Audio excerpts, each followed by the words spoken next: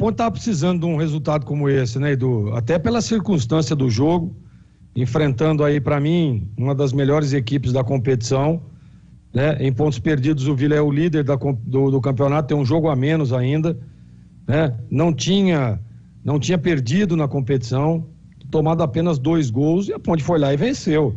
Nós falávamos sobre isso, né? Olha, a Ponte tem time para surpreender, por que não?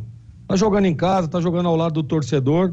Esse é o momento, né, de você trazer novamente a confiança, a autoestima para dentro do Majestoso, para dentro dos treinamentos, né, para dentro do vestiário, né, para dar mais tranquilidade ao Felipe Moreira seguir o seu trabalho também, que é muito competente, diga-se de passagem, vem fazendo um bom trabalho o Felipe.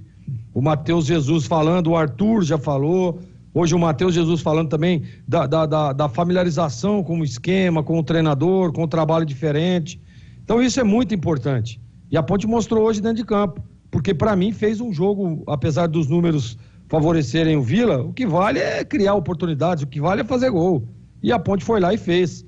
O Kaique França, se eu não me engano, fez uma defesa no primeiro tempo, uma defesa importante ali num corte, num cruzamento. No mais, tranquilo, não foi sequer sofrendo, né? Que, como o pessoal gosta de dizer hoje, não sofremos no jogo. Claro, o Vila pressionava, chegava tal, mas a solidez defensiva, e eu quero dar relevo aqui aos 2 zagueiros que estão fora da próxima rodada, mas fizeram uma partida hoje. E ó, Edu, por que eu falo isso?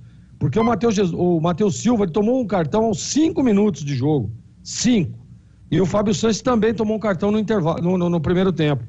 E aí conseguiram controlar e fizeram um baita de um jogo os 2 zagueiros da Ponte. O Mailton fez um bom jogo, o Arthur, né, desabafando ali, inclusive. O cara é um baita de um cara trabalhador, um cara experiente e tal, né? E aí foi lá e desabafou, mostrando. Mas tem que desabafar, sabe como? Jogando futebol. Fazer o que a Ponte fez hoje. Jogando em casa, ao lado do torcedor, mostrar para a torcida que o time é competente. É um time que dá para disputar uma competição como a Série B. Precisa, claro, de um ajuste aqui, outro ali, isso é fato. Mas o time da Ponte hoje está aí, mostrou que venceu um dos melhores times da competição, segundo colocado, com um jogo a menos, inclusive.